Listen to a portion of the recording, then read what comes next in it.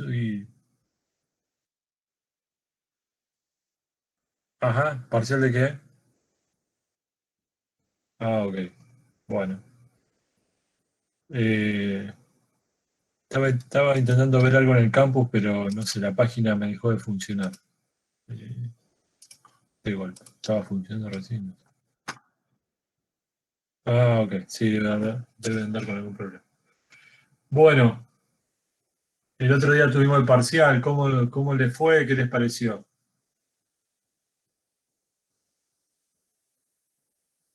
¿Algún comentario con respecto a eso?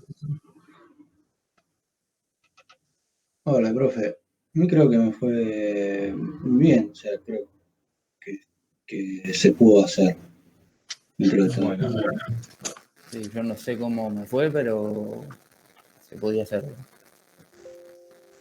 ok. Era más o menos lo que esperaban, digamos. Claro. Bueno, ahí puede entrar. Quería ver el tema del trabajo práctico. ¿A algunos les falta entregar el trabajo práctico? Ahí, A mí también. Sí, Sí, profe. profe. Sí, profe. bueno. Ahí Ezequiel, ¿qué hace? ¿Habilitamos de nuevo una reentrega? Sí, ¿Te sí, sí, no hay parece? problema. Sí. Dale. ¿Cuándo la ponemos? ¿Para ahora, de hoy al viernes, una cosa así? Creo que sí. ¿Qué les parece a ustedes? Dale, dale. Sí, profe. Sí, profe, por mí sí. Sí, sobre todo Bueno. porque está caído el campus ahora, así que. Por mí, si puede ser Sí, yo ahora... hasta el martes que viene, profe. Yo A ver si que el fin de semana es largo te pones a laburar con eso. estoy un poco complicado con el tema de la programación del segundo ejercicio. Así que sí, hasta el viernes o martes, buenísimo. Bueno. Sí, yo estoy igual. Pero va queriendo. Ya me queda poquito. Bueno, si tienen dudas, pregunten. No se queden por ahí trabados con las cosas. Hagan consulta, consúltense también entre ustedes, a ver cómo lo resolvieron. Entre ustedes, pregúntenme a mí, a Ezequiel. Estamos para eso. Igual estaba viendo que varios ya lo entregaron, ¿eh? Así que no quedan muchos. Y después el tema, un segundo más, que ahora pude entrar. Bueno, pude entrar, pero está muy lento realmente.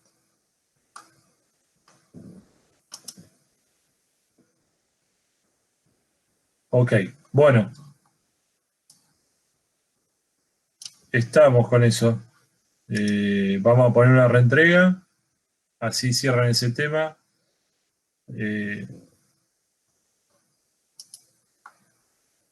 Con esto y el parcial del otro día, lo que cerramos, ahí ya cumplimos la primera parte de la materia. Si se acuerdan, por ahí estoy presentando. Espero que lo ven, ¿no? En el campo está toda esta primera parte. Toda la primera parte de cinemática es lo que ya vimos y lo que rindieron el otro día. Vamos a ver cómo le fue a cada uno. Si esperemos que no tengan que recuperar, o sea, un poco lo que tengan que recuperar. Y bueno, el trabajo práctico número 1, que es importante que lo entreguen rápido, es también para cerrar esta primera parte, que es la parte de cinemática. Ahora lo que queda es la segunda parte, que está acá planteada, digamos, como más cortito, pero bueno, no menos importante. La segunda parte vamos a ver primero lo que es el método de Newton, tanto para dinámica inversa como para dinámica directa. Para eso, bueno, vamos a repasar un poco el concepto de masa e inercia. Y obviamente las leyes de Newton que ustedes ya conocen de física. Vamos a aplicar el método de Newton en principio. Y eso vamos a estudiar, obviamente vamos a resolver modelos dinámicos a parámetros concentrados, que es básicamente lo que venimos estudiando hasta ahora. ese enfoque a parámetros concentrados. Después, cuando veamos la parte dinámica directa, sobre todo vamos a establecer una serie de componentes que uno puede encontrar en un sistema dinámico, que básicamente son acumuladores de energía o disipadores. Los acumuladores de energía en el tipo de energía cinética o energía potencial, y el disipador de energía. Esos son típicamente los componentes que uno encuentra en un sistema dinámico, y también vamos a estudiar lo que se llama la estructura del sistema. Vamos a ir viendo todo ese tema. Y le vamos a dar un enfoque, o sea, primero vamos a aplicar el método clásico, que es el método llamado método de sustitución, que está basado en las leyes de la física, en este caso de la mecánica. Vamos a encontrar los componentes del sistema, la estructura, vamos a usar el método de Newton, reemplazarlas en las ecuaciones que encontremos estructurales, que vamos a ver un poco de dónde surgen esas ecuaciones estructurales, con las ecuaciones las que se llaman ecuaciones constitutivas de los elementos o de los componentes, encontrar el modelo matemático. Ese es un poco el enfoque que le vamos a dar en lo que es el método de Newton. ¿Bien? Después vamos a ver que si bien nosotros lo aplicamos a sistemas mecánicos, hay una equivalencia. Uno puede encontrar sistemas dinámicos de otro tipo de física, por ejemplo, circuitos eléctricos, circuitos hidráulicos, problemas térmicos. Vamos a ver un poquito eso. Eso es un tema que se ve más en profundidad en la materia que continúa esta, que es dinámica de sistemas físicos, pero bueno, al menos para que se lleven una idea de esa equivalencia, vamos a ver algo. Incluso esto que vamos a ver, que es el método de sustitución. Después en la otra materia vamos a ver otros métodos por ahí más avanzados, métodos gráficos, métodos que permiten por ahí modelar también sistemas dinámicos con mayor grado de complejidad y con un enfoque por ahí más sistemático. Pero bueno, todo arranca de lo que vamos a empezar a ver acá. Y después hacia el final bueno, en eso también vamos a hacer un enfoque y un análisis de vibraciones de los sistemas mecánicos. Y después, por último, vamos a ver un método alternativo al método de Newton, que es el de mecánica analítica o método de Lagrange, que es un enfoque diferente al método de Newton. El método de Newton está basado en la observación y en sus 3 leyes de Newton. El método de mecánica analítica está basado en las ecuaciones de Euler-Lagrange, que lo interesante de ese método, y por eso es el nombre de mecánica analítica, que tiene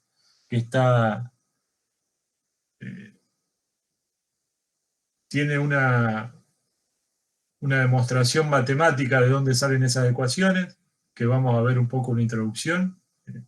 Eso está basado en lo que se llama el teorema fundamental del cálculo variacional.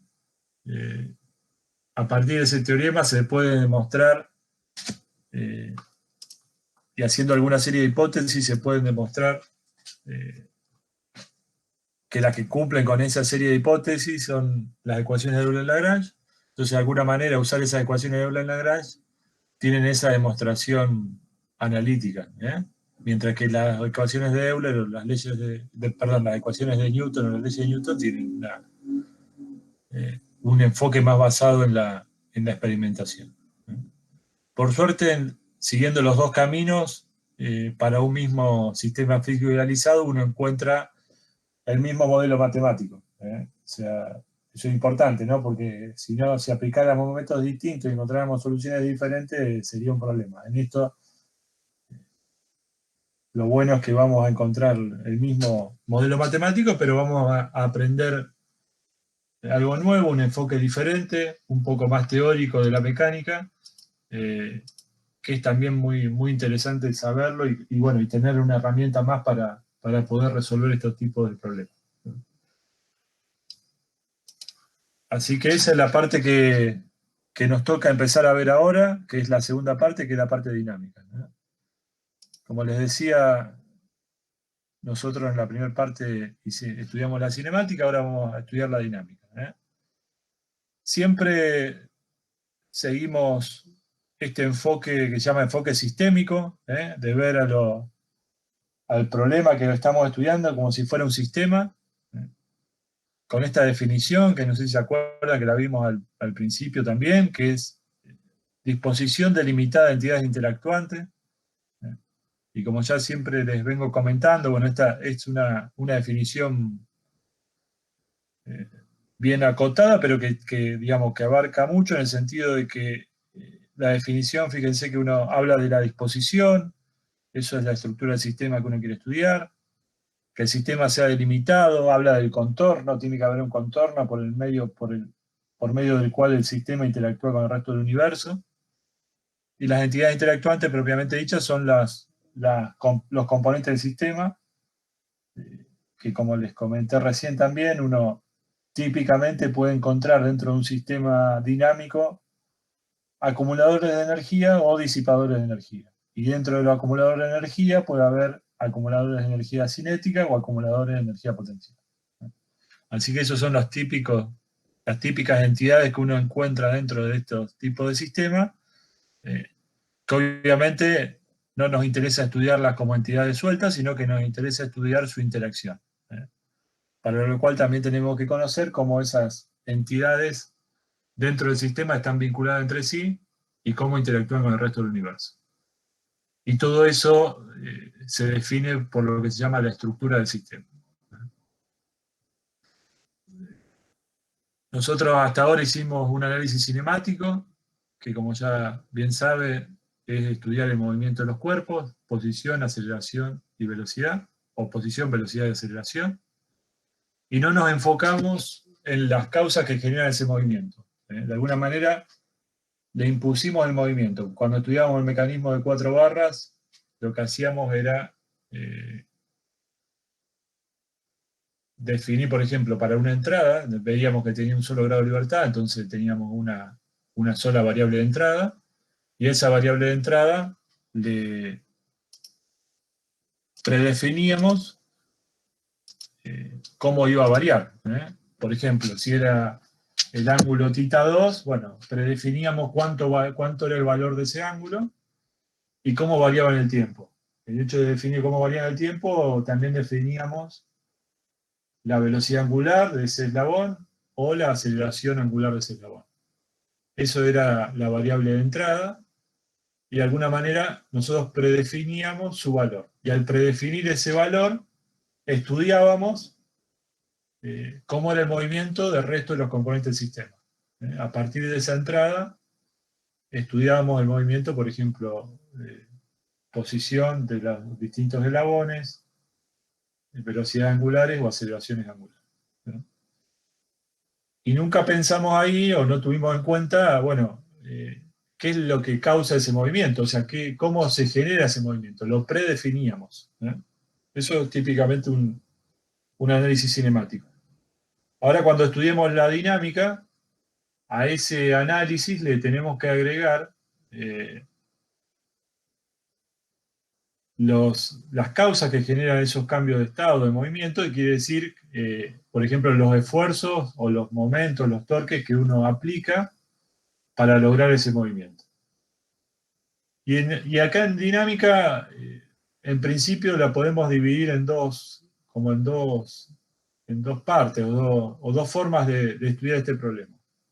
El primero que vamos a ver, que es como un complemento de lo que ya venimos viendo, que se llama dinámica inversa. Y después vamos a ver problemas de dinámica directa. Dinámica inversa básicamente es tomar lo que ya hicimos del análisis cinemático, agarrar un sistema y predefinir su movimiento, ¿bien? Y después ver qué esfuerzos hicieron falta o son necesarios para lograr ese movimiento preestablecido. ¿Entienden?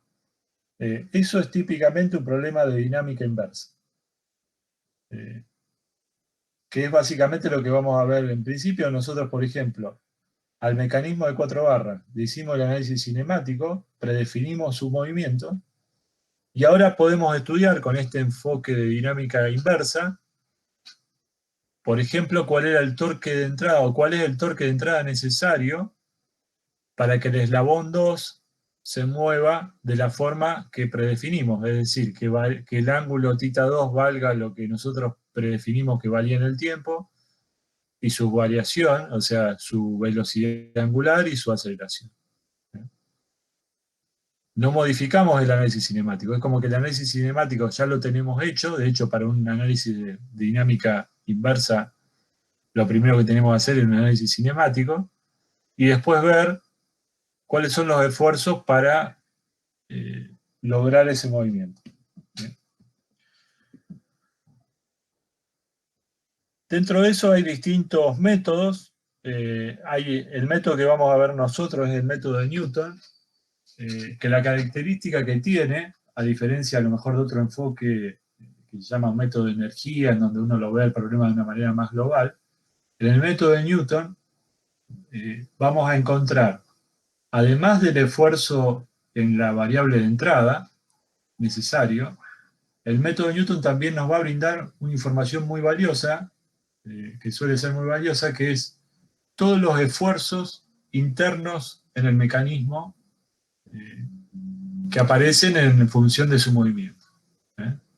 Quiero decir, no vamos a calcular solamente el torque en la variable de entrada, por ejemplo, en el mecanismo de 4 barras en la variable θ2, sino que también nos va a dar los esfuerzos que aparecen en las juntas de pasador, por ejemplo, en el mecanismo de 4 barras, los esfuerzos que aparecen en la junta de pasador, que son necesarios para que justamente la junta de pasador cumpla su función, que es evitar que haya desplazamientos lineales entre los dos eslabones que unen y permitir el movimiento rotacional. La junta de pasador en cada instante va a estar haciendo esfuerzo, va a haber una fuerza aplicada, ¿no?, que se transmite de un eslabón a otro. Bueno, con el método de Newton también vamos a calcular esos esfuerzos que se denominan esfuerzos internos. Entonces, por eso se dice que el método de Newton es un método muy completo en ese sentido, es una de las características que tiene, que es un método muy completo porque te da, además de darte el torque de entrada necesario, que por ejemplo en el mecanismo de 4 barras es necesario para que el eslabón 2 y todo el mecanismo se mueva como en el cálculo cinemático que predefinimos, también nos va a dar todos los esfuerzos internos. ¿Bien? Hay otro método que es, por ejemplo, el método de energía, en donde se ve el sistema de una manera más global, y en ese método de energía, que también después vamos a ver en qué consiste, digamos, cómo se usa, uno solamente puede calcular el torque de entrada. No calcula, ese método no te da los esfuerzos internos necesarios o los esfuerzos internos que aparecen.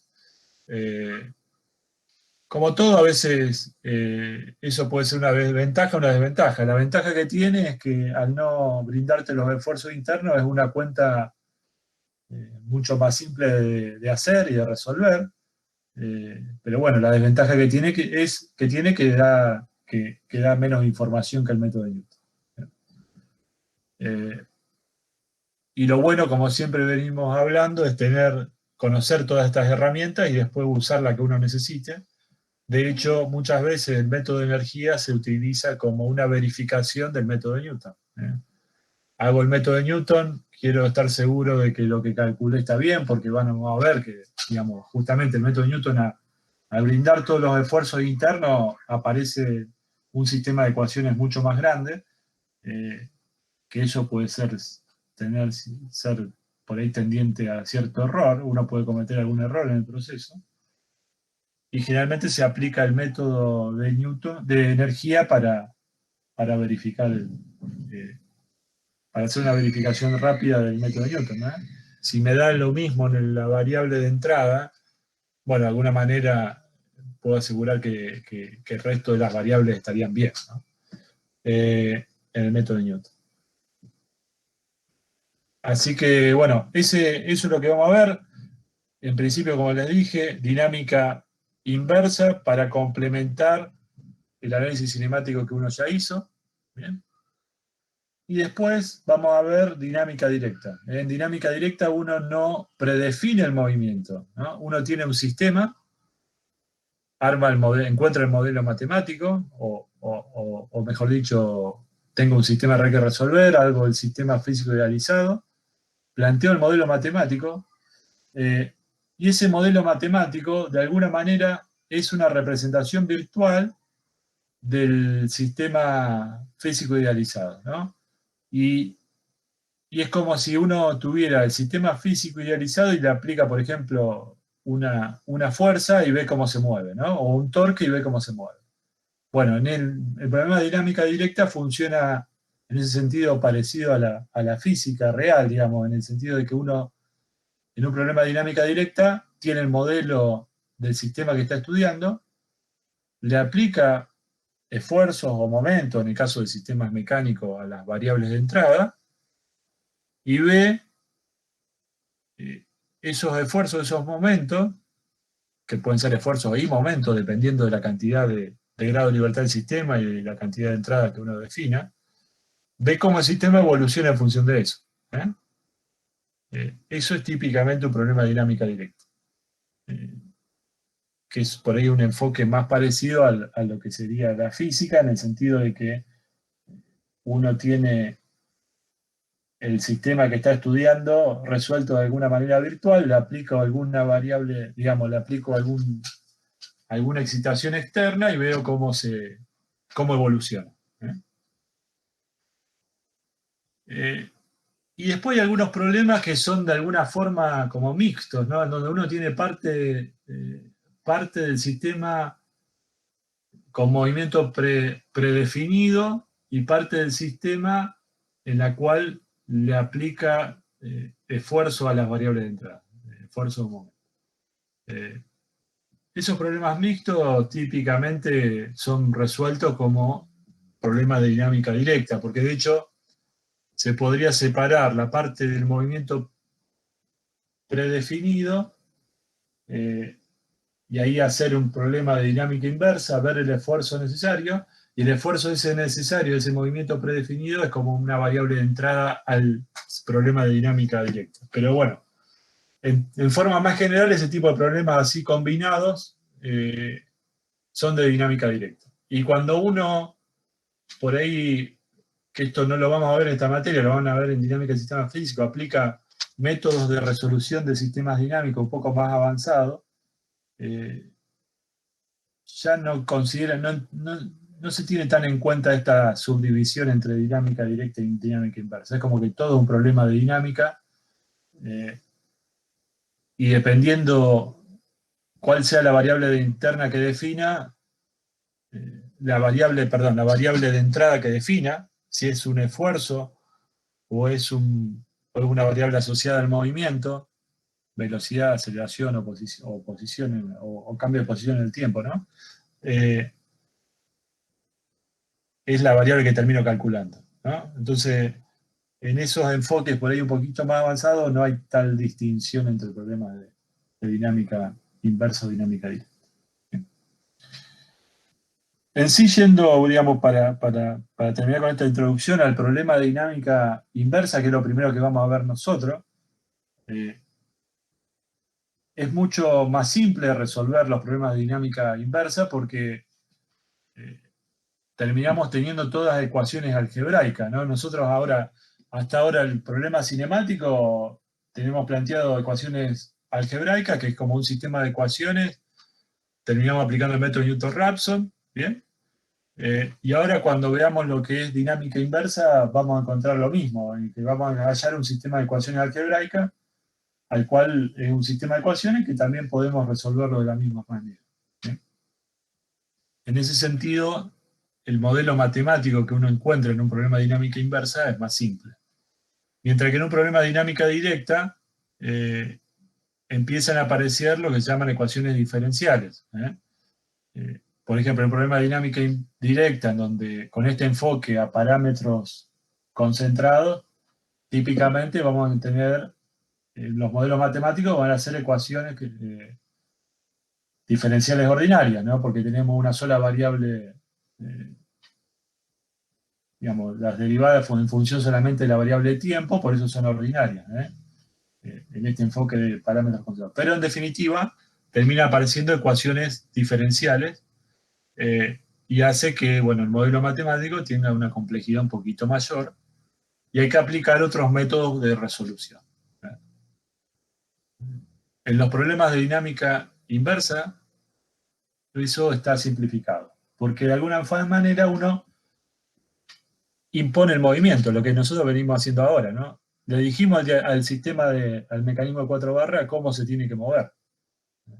No es que le aplicamos un torque de entrada y vimos cómo se movía, cómo se aceleraba esas barras, sino que predefinimos, dijimos, bueno, la posición, la velocidad y la aceleración de la entrada va a ser tal.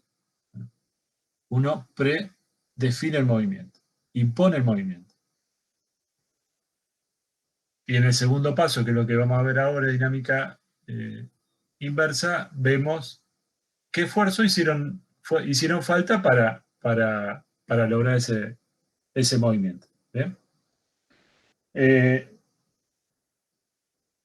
A pesar de eso, digamos que es como una especie de que uno hace como un atajo del problema, porque uno le predefine el movimiento y ve el esfuerzo necesario, a fines prácticos o a fines de diseño, es una metodología muy útil, ¿no? Porque uno normalmente cuando diseña algo, diseña un mecanismo, diseña una máquina o diseña algún problema de estos, que tiene que usar algún problema de estos, uno normalmente sabe cómo quiere que se muevan las cosas, o sea, por ejemplo, qué velocidades necesita y demás. Entonces, es lógico predefinir el movimiento. ¿Bien? Y el problema de dinámica inversa después nos va a permitir dimensionar, conociendo el torque necesario para lograr ese movimiento, dimensionar, por ejemplo, si en el mecanismo de 4 barras uno le pone un motor a la entrada, bueno, uno predefine el movimiento, después hace un problema de dinámica inversa, ve el torque necesario, y en función de ese torque necesario dimensiona el motor que va a poner. Entonces, bueno, termina siendo a los fines de diseño una herramienta muy útil. ¿Cómo sería un problema de dinámica directa? Un problema de dinámica directa es, tengo el mecanismo resuelto de 4 barras en dinámica directa, y voy probando distintos motores y veo qué pasa con el sistema. ¿Entiendes? Eso puede ser más parecido al, digamos, es como, por eso digo, es como uno termina teniendo el mecanismo de manera virtual en el cual puede hacer experimentación sobre el mecanismo.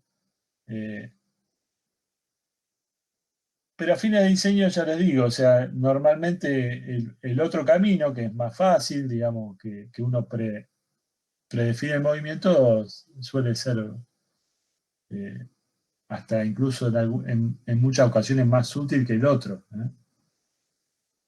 Mientras que el otro es un enfoque por ahí más general, en donde uno tiene el mecanismo resuelto o el sistema que está estudiando y le aplica esfuerzos externos y ve cómo eso evoluciona, ¿no? Son distintas herramientas, pero este enfoque, digamos, de dinámica inversa no deja, a pesar de su simplicidad, que vamos a ver, ahora no van a ver nada muy diferente a lo que ya conocen de física, en la práctica termina siendo muy útil. ¿Bien? Y además nos permite cerrar esta primera parte de la cinemática y darle una utilidad mayor, ¿no? No solo quedarnos en lo que estudiamos hasta ahora, que es ver cómo se mueven las cosas, sino ahora vamos a poder dimensionar la entrada para que lograr ese movimiento. ¿Bien? Como les dije, el método Newton está basado en las 3 leyes de Newton. La primera ley de Newton, que ya la conocen, pero simplemente a modo de repaso: todo cuerpo tiende a mantener su estado de reposo o de movimiento rectilíneo uniforme, a menos que sea obligado a cambiar su estado por fuerzas aplicadas sobre él. ¿Bien? Esa es la primera ley de Newton. La segunda ley de Newton El cambio de movimiento es directamente proporcional a la fuerza aplicada y ocurre en la misma dirección de dicha fuerza. Sabemos que la aceleración que va a sufrir un cuerpo con masa va a ser función de la fuerza neta aplicada. Según en este movimiento traslacional, fuerza igual a masa por la aceleración, y tenemos la misma proporcionalidad, la misma relación en movimientos rotacionales. El torque aplicado es igual al momento de inercia por la aceleración angular. ¿Bien? Esa es la segunda ley de Newton. Y la tercera, no menos importante, que dice que con toda acción ocurre siempre una reacción igual y contraria. ¿Bien? Esto es lo que obviamente nos permite definir los diagramas de cuerpo libre. Ustedes cuando resuelven algún problema de física, lo primero que hacen es un diagrama de cuerpo libre. Y bueno, ese diagrama de cuerpo libre está basado en este hecho de que a toda acción corresponde una reacción igual y contraria. ¿Bien? Así que el método de Newton, que es lo que vamos a ver nosotros, tanto para dinámica inversa, que lo vamos a usar ahora, como después cuando veamos dinámica directa, está basado en estas tres leyes. Ni más ni menos, que son las que ya conocen. ¿Hasta acá alguna duda, algún comentario? ¿Me escuchan bien? Sí, todo bien. ¿Están ahí? Sí, sí, profe. Bueno, me alegro.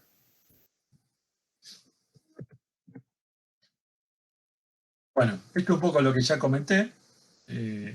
Después del análisis cinemático, lo que vamos a hacer es un análisis de dinámica inversa y vamos a conocer la fuerza y los pares de torsión en las entradas, pero al usar el método de Newton también vamos a conocer los pares y fuerzas internas también del mecanismo.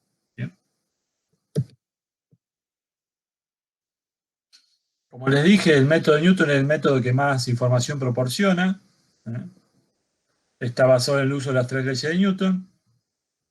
Y básicamente se basa en esto, ¿no? En cada uno de los eslabones podemos plantear, dependiendo de los grados de libertad, en el sentido de que estemos resolviendo un problema unidimensional, o sea, de un movimiento lineal, un problema en el plano o un problema en el espacio. Vamos a encontrar estas ecuaciones, ¿no?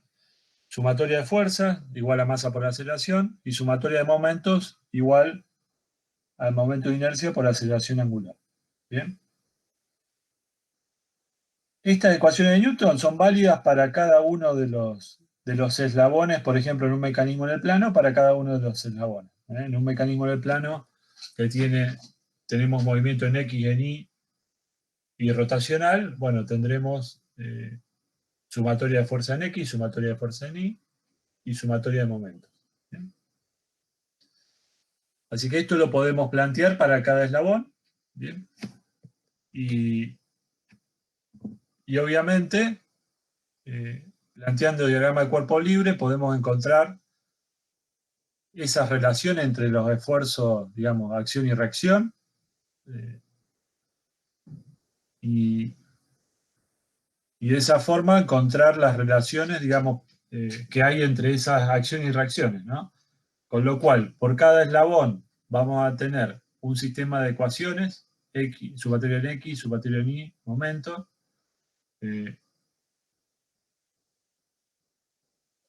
Y eso se va a ir aplicando a cada eslabón, y además vamos a tener que ir viendo cuáles son de estas variables, qué son datos y qué son incógnitas.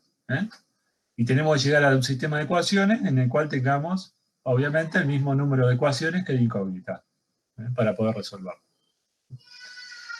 En estas ecuaciones, en principio, ¿qué son datos y qué son incógnitas? ¿Qué les parece a ustedes, no? Si nosotros ya hicimos el análisis cinemático, ¿eso qué información nos va a dar? La pregunta que le hago a ustedes, digamos. Del análisis cinemático, ¿qué información podemos obtener? La aceleración. Exacto. Nosotros hicimos análisis cinemático, primero Partimos de un análisis de posición. Después del análisis de posición hicimos el análisis de velocidad. Para el análisis de velocidad pasaban a ser datos de entrada la salida del análisis de posición. Los ángulos de cada eslabón que saliera la salida del análisis de posición eran datos para el análisis de velocidad. El análisis de velocidad, las incógnitas a calcularse eran por ejemplo, las velocidades angulares. Y después hacíamos análisis de aceleración. En el análisis de aceleración eran datos de entrada los ángulos, que era la salida del análisis de posición, las velocidades angulares, que eran la salida del análisis de velocidad, y la salida del análisis de aceleración son las aceleraciones. Típicamente en un problema de mecanismo, por ejemplo, de 4 barras en el plano, la salida de ese análisis de aceleración eran las aceleraciones angulares de cada eslabón. ¿Bien?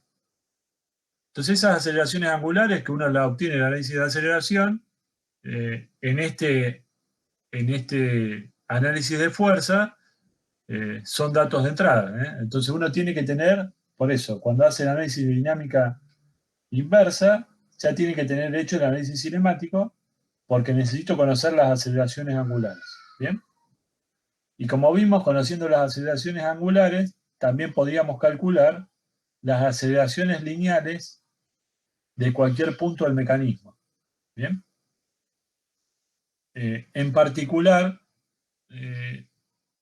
nosotros acá en esta ecuación está planteado sumatoria de fuerza en X y sumatoria de fuerza en Y, dependiendo de uno dónde define el sistema coordenado, va a necesitar las aceleraciones en X y en Y de ese punto.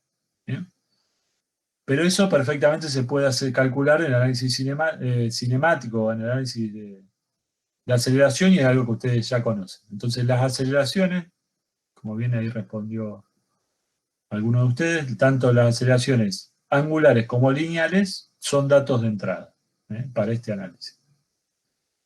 ¿Qué otra cosa es un dato de entrada? ¿Qué les parece?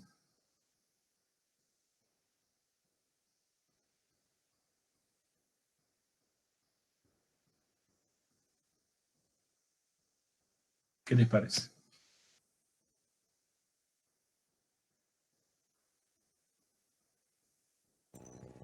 La masa, profe, Exacto.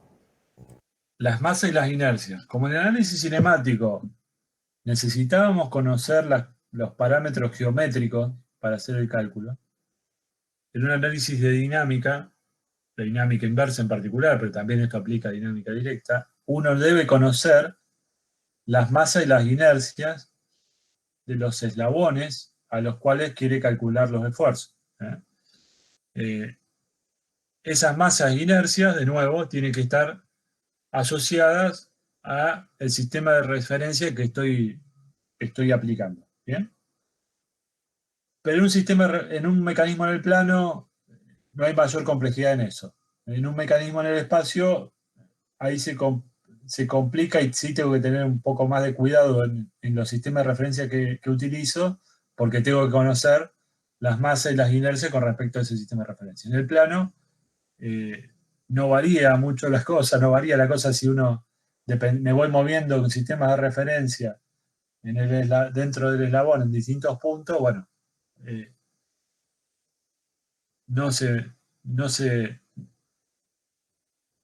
perdón, el caso de las masas no se va a afectar, el caso de las inercias sí. Entonces, en definitiva, sí tiene que estar, tengo que conocer ese dato en función del sistema de referencia que utilice. Eso tanto, bueno, como decía, en el análisis cinemático, como eran los parámetros geométricos, en el análisis dinámico son parámetros de entrada, las masas y las inercias. Referenciada al sistema de referencia que usamos. Entonces, conociendo masas, inercia y conociendo aceleraciones, la variable de salida, en un caso de una dinámica inversa, van a ser la fuerza y los momentos. ¿Bien? Para lo cual, tengo que tener el mismo número de ecuaciones que de incógnitas. Eso es un tema tener claro, ¿no? Bien. Bueno, ahora vamos a ver un ejemplo, el ejemplo más simple que uno puede plantear, que es un eslabón en rotación pura. ¿Eh? Suponiendo que ya conocemos, como venimos diciendo, el problema de cinemática ya lo tenemos resuelto, con lo cual ya conocemos las aceleraciones angulares y las aceleraciones lineales del eslabón. En el caso particular, ahora vamos a ver que es recomendable utilizar un sistema de referencia que esté localizado en el centro de masa. Entonces, si lo localizamos en el centro de masa, tenemos que conocer las aceleraciones lineales del centro de masa. Pero eso, bueno, de nuevo, es una salida del análisis cinemático. ¿Bien? Entonces acá se ve el ejemplo, el eslabón, ¿bien? En rotación pura. Tenemos, bueno, el ángulo θ2, que ya conocemos, y cómo va variando en el tiempo, su velocidad angular y su aceleración angular. ¿Bien?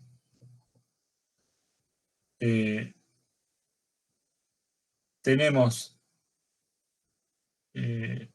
bueno, un punto del eslabón, el punto P, donde está aplicada una fuerza externa, Fp. ¿Bien? El otro punto del eslabón, O2, donde está unido a la bancada, con una junta de pasador, y por eso este eslabón solamente puede rotar. Tenemos ubicado su centro de masa.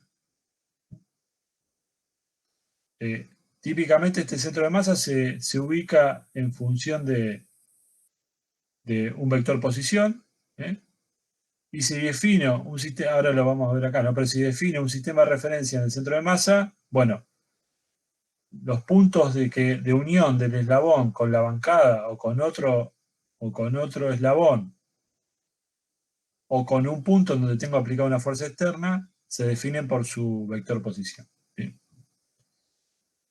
A su vez, este eslabón va a tener un momento de inercia y va a tener una masa asociada.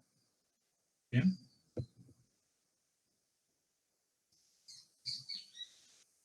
Entonces,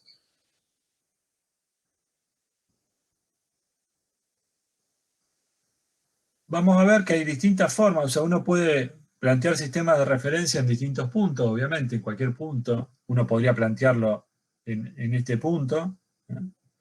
Pero para hacer una sistemática un poco más general, que después nos va a permitir resolver problemas de varios eslabones, lo recomendable es definir un sistema de referencia o sistemas coordenados locales, uno por cada eslabón. ¿Bien? En este caso tenemos un solo eslabón, entonces definimos un sistema de referencia local cuyo origen está en el centro de masa. ¿Bien? Lo recomendable también es que esté, bueno, obviamente va a estar orientado de alguna determinada manera. Lo lógico es poner la X en horizontal y la Y en vertical, porque eso también, después, si lo transformamos a otro sistema de referencia, por ejemplo, este otro que podríamos llamarlo el sistema de referencia global, es más fácil, no tenemos que hacer ninguna rotación, ¿no? Ya está igualmente alineado, ¿no? Este sistema de referencia local, los sistemas de referencia locales típicamente de dos tipos, sistemas de referencia rotatorios y no rotatorios. Los rotatorios son los sistemas de referencia que, si el eslabón rota, rotan con el eslabón. Los no rotatorios son estos, en los cuales, a pesar de que el eslabón rote, el eje X siempre va a estar horizontal y el eje Y siempre va a estar vertical. O sea, es típicamente un sistema de referencia no rotatorio. Entonces la recomendación es plantear, por cada eslabón que uno tiene, un sistema de referencia no rotatorio cuyo origen sea el centro de masa. Bien. hacer esto para este problema de un solo eslabón, la verdad que no tiene mucho sentido y es complicarse un poco, pero para darle más generalidad a la forma de trabajo, es lo recomendable, porque después si trabajamos con n eslabones, si mantenemos este esquema, el análisis que hacemos en cada eslabón es equivalente para los distintos eslabones. Mientras que si referenciamos las cosas a puntos particulares o a un único sistema de referencia, la complejidad de resolver un solo eslabón en este sistema de referencia local para después, por ejemplo, transformarlo a global, es la misma, pero si queremos referenciar un segundo eslabón todo a un sistema de referencia global, es un poco más compleja el hallar las ecuaciones matemáticas. Hallar el modelo matemático se vuelve un poco más engorroso y más complejo. Entonces lo recomendable para mantener una sistemática es esto, es plantear por cada eslabón un sistema de referencia local que esté cuyo origen sea el centro de masa y sea no rotatorio. Esto para mecanismo en el plano es recomendable. Para mecanismo en el espacio es diferente. Lo recomendable es trabajar con sistemas de referencia también locales, probablemente cuyo origen esté en el centro de masa, pero que roten con el eslabón. Y de hecho que estén alineados con lo que se llaman los ejes principales de inercia, porque en ese caso la matriz de inercia pasa a ser diagonal, con lo cual se simplifican también las ecuaciones. Entonces, bueno, esa es la recomendación para mecanismo en el espacio. Pero para el mecanismo en el plano, como no reviste mayor dificultad, o sea, no cambia nada en definitiva, si uno trabaja con sistema de referencia rotatorio o no rotatorio, la recomendación es no trabajar con sistema rotatorio, dejarlo como no rotatorio para simplificar las cosas. Como caso particular del plano, usemos esa ventaja que tiene el plano. Entonces, trabajamos con sistemas de referencia locales, pero no rotatorios, uno por cada eslabón. ¿Bien? Y con respecto a ese sistema de referencia local no rotatorio, lo que les decía recién, ¿no? Tenemos que, a través de los vectores posición, encontrar las coordenadas de los distintos puntos de interés. ¿Cuáles son los puntos de interés? Bueno, los puntos de interés son los puntos de anclaje del eslabón con la bancada, o del eslabón si acá habría otro eslabón con otro eslabón. Esos son típicamente puntos de interés. O un punto de interés también puede ser este. Este punto P, en este caso, no está unido a otro eslabón, pero hay aplicada una fuerza externa. Bueno, esa fuerza externa obviamente influye en la dinámica del problema, con lo cual este punto P, en donde está aplicada esa fuerza externa, pasa a ser un punto de interés. Entonces tengo que conocer la posición de los distintos puntos de interés a través de los vectores posición de cada uno de esos puntos. Siempre referenciados al sistema de coordenadas local. ¿Bien?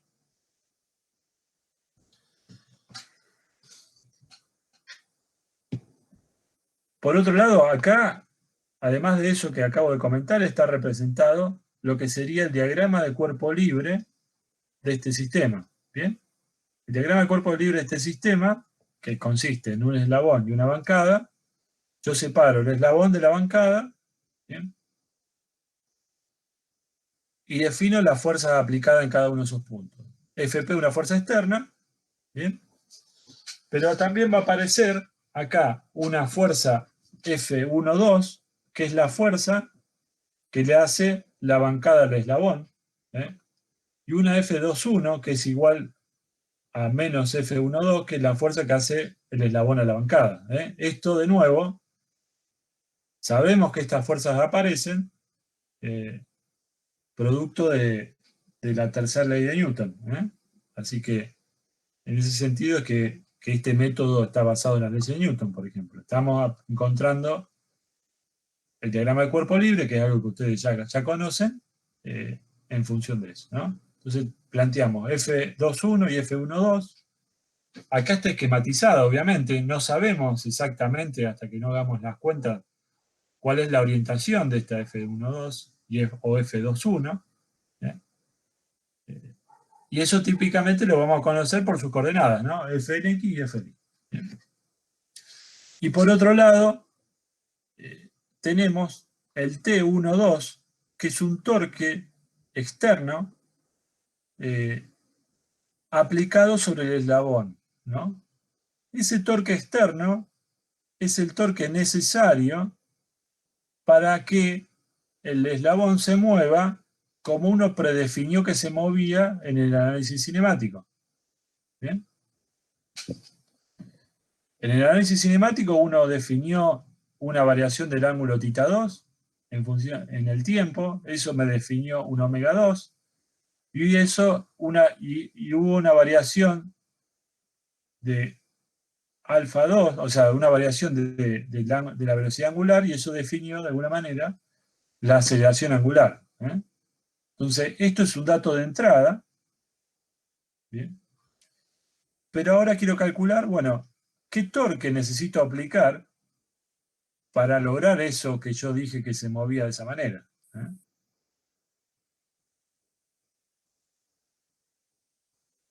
Así que, bueno, esto es una de las incógnitas del problema. Fp es una fuerza externa, entonces se supone conocida, no es una incógnita. Bien. Y la otra incógnita es esta F12 o F21. Son dos incógnitas, pero conocemos la relación que hay entre las dos. Entonces, acá estamos, hay dos incógnitas, pero agregamos, por el principio de acción y reacción, una ecuación. Entonces, al agregar esta ecuación, me elimina una incógnita. ¿Bien? ¿Se entiende? En definitiva, voy a tener incógnita del torque de entrada, T12, y por ejemplo, F12, que si las planteamos por componente van a ser dos incógnitas, F12x y F12y. Entonces, en este caso vamos a tener tres incógnitas, y lo lógico es tener tres ecuaciones, ¿no? Bueno, esto es lo que acabo de comentar. A ver si está por acá. Acá está, ¿no? Tenemos, por ejemplo, planteamos sumatoria de fuerza. ¿Qué tenemos? Fp más F12, ¿no? Si uno se mira acá, ¿cuáles son las fuerzas que aparecen acá en este sistema? F12 y Fp, ¿bien? Sumatoria de fuerza igual a ¿qué? A masa por aceleración del centro de masa. Aceleración lineal del centro de masa. Bien. Y después tenemos sumatoria de torque, o sea, el torque 1, 2 aplicado, igual a la aceleración angular, que es conocida, por el momento de inercia también conocido. ¿Bien? Fp2, esto está escrito en forma vectorial, ¿no? No está por componente acá. Fp2 más F12 es igual a la masa por la aceleración del centro de gravedad. ¿Bien? Esta ecuación se puede separar por componente, como está acá, componente en X y componente en Y, nos queda Fp2 en X más F12 en X es igual a la masa por la aceleración en X del centro de masa. ¿Bien? Y Fp2 en Y más F12 en Y es igual a la masa por la aceleración en Y. Estas son las dos ecuaciones que me brinda esta ecuación vectorial. ¿Bien? Y por otro lado tenemos esta otra ecuación vectorial, que es la sumatoria de los momentos igual a la masa por la aceleración. ¿Bien? Si volvemos acá al dibujo, tenemos este torque 1,2 aplicado, ¿bien? En el centro de masa, pero por otro lado tenemos la fuerza externa, que producto de esta distancia me va a generar también un momento en el centro de masa, y tenemos esta otra fuerza, F12, que por su vector distancia, R12, también me va a generar momento con respecto al centro de masa. ¿Bien? En definitiva, la sumatoria de momentos me termina dando igual a al momento de inercia por la aceleración angular. ¿Bien? De nuevo, esta ecuación escrita de esta forma de manera vectorial. ¿Eh? Y por componentes nos queda torque 1, 2 más la componente en X del vector posición por la componente en Y del vector fuerza. R1, 2 en X por la componente en Y. ¿Bien? Menos R1, 2 en Y por la componente en X. R1, 2 en Y por la componente en X, que si uno supone que el torque es positivo en este sentido, se opone, por eso el menos. ¿Bien? Y la misma forma para la fuerza, para el momento que genera la fuerza P. ¿Bien? De estas ecuaciones, de este sistema de ecuaciones, acá tengo de nuevo 3 ecuaciones y veamos cuáles son las incógnitas, ¿no? O cuáles son los datos conocidos. Fp en X y Fp en Y son datos, ¿no? Las masas son datos y las aceleraciones son datos. Entonces acá tenemos dos incógnitas, F12 en X y F12 en Y. ¿Bien? Y en esta ecuación aparece componente del vector posición es conocido, componente del vector posición en Y es conocido, componente del vector RP posición es conocido, componente del vector posición es conocido, inercia conocido, alfa conocido en análisis cinemático. ¿Bien? Vuelven a aparecer las componentes en X y en Y de F12, ¿bien? Pero obviamente ya la habíamos contabilizado como una incógnita, y se suma una tercera incógnita que es el torque externo. ¿Bien? En definitiva, acá tengo planteado un sistema de 3 ecuaciones con 3 incógnitas. F12X, F12Y y el torque. ¿Bien? Es lo que le comentaba al principio. Este modelo matemático me lo puedo encontrar gracias al método de Newton, ¿no? En donde tengo 3 ecuaciones con 3 incógnitas, pero fíjense, además de encontrar el torque externo necesario para que esto se mueva, como dijimos en el análisis cinemático, me va a permitir encontrar una fuerza F12 que es una fuerza interna. Me va a dar esa información. ¿Bien?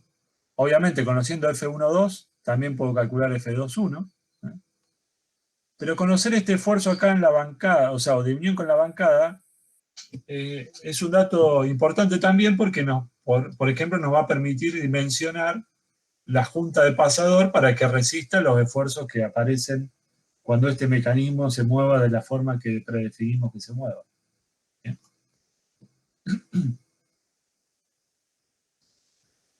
Así que bueno, tengo que resolver este sistema de ecuaciones, y acá está planteado de forma, se puede expresar de forma matricial, de nuevo, una matriz A, un vector B, y un vector C, en donde aparece, bueno, fíjense que la matriz A tiene lo que se llama la información geométrica, el vector C la información dinámica, porque aparecen las fuerzas y las aceleraciones y las fuerzas de inercia conocidas, y el vector B es de incógnitas. Así que llegado a esto, uno puede, de nuevo, resolver este sistema de ecuaciones y encontrar las incógnitas. ¿Bien? Esto para cada dato de entrada, ¿no? O sea, es decir, en cada ángulo del eslabón, o sea, para cada tita del eslabón, para cada valor de tita 2, puedo llegar a tener, dependiendo cuál sea el movimiento, ¿no? Un valor de alfa 2 diferente, y voy a poder calcular cómo es ese torque de entrada necesario y cómo va variando en el tiempo, y además puedo ir viendo en cada posición del eslabón cuánto valen las fuerzas en la junta de pasado. ¿Bien? Este es un caso donde tenemos un solo eslabón, pero siguiendo esta misma metodología lo pueden plantear, por ejemplo, para 4 barras, y van a ir viendo que en cada eslabón se van sumando incógnitas, porque se suman incógnitas, por ejemplo, se suman las incógnitas de las fuerzas internas, ¿eh? Pero por otro lado, por el principio de acción y reacción, también son fuerzas que van apareciendo en las distintas ecuaciones del sistema, entonces me va a quedar, voy agregando incógnitas por un lado, pero también voy agregando ecuaciones, ¿eh? Y me va quedando un sistema digamos, de tantas n ecuaciones con n incógnitas, que lo tengo que resolver todo junto, ¿eh? Y la forma de resolverlo todo junto bueno, una de las maneras es plantearlo, escribirlo de forma matricial, como está acá, ¿eh? Y resolverlo, ¿eh? Así que bueno, esto era lo que les quería mostrar hoy. No sé si hay alguna duda de esto.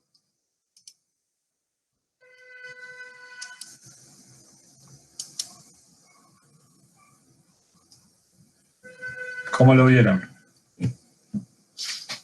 No es nada que ustedes no conozcan de antes, simplemente acá la recomendación es que mantengan la sistemática, o sea, la metodología que les planteamos, decir, no planteen cualquier sistema de referencia en cualquier lado y vean y traten de encontrar en función del diagrama de cuerpo libre las ecuaciones, sino que háganlo de esta forma ordenada y eso les va a permitir encontrar de una manera ordenada todas las ecuaciones. Entonces la recomendación es que intenten resolverlo, esto mismo, que intenten resolverlo con el mecanismo de 4 barras que ya venimos estudiando y traten de encontrar el sistema de ecuaciones que va a permitir encontrar el torque de entrada y todos los esfuerzos internos, que serían los esfuerzos que aparecen en cada una de las juntas de pasador. Si lo hacen de esta forma ordenada, como acá está mostrado con un eslabón, no deberían tener mayor dificultad para encontrarlo. Una vez que encuentran el sistema de ecuaciones, como ustedes ya tienen hecho el análisis cinemático y ya conocen todos los parámetros de entrada, es simplemente cargarlo, los datos de entrada, e ir calculando como en un loop, como cosas que ya vienen haciendo en el análisis cinemático, en un loop, para cada posición de la variable de entrada, cuánto valen las distintas variables de entrada del sistema de ecuaciones y van calculando los esfuerzos de torque de entrada. Y después pueden graficar, por ejemplo, el torque de entrada en función del ángulo θ2 o la fuerza en alguna de las juntas de pasador en función del ángulo θ2. ¿Bien? ¿Alguna duda?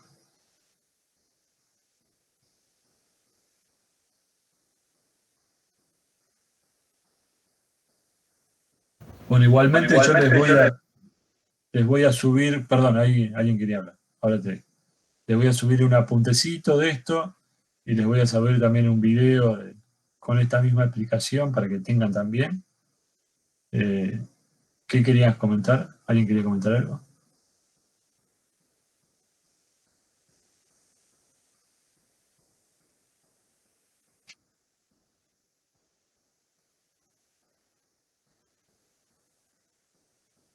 Bueno. No sé, Ezequiel, si vos querés comentar algo más de esto. No, el martes que viene vamos a ver uno o dos ejercicios prácticos y probablemente también veamos un poquito lo de trabajo virtual. No sé si lo querés mostrar, Germán. Dale. ¿Cuántas, Sí, lo busco, dale. ¿Cuántas clases nos quedan para el final?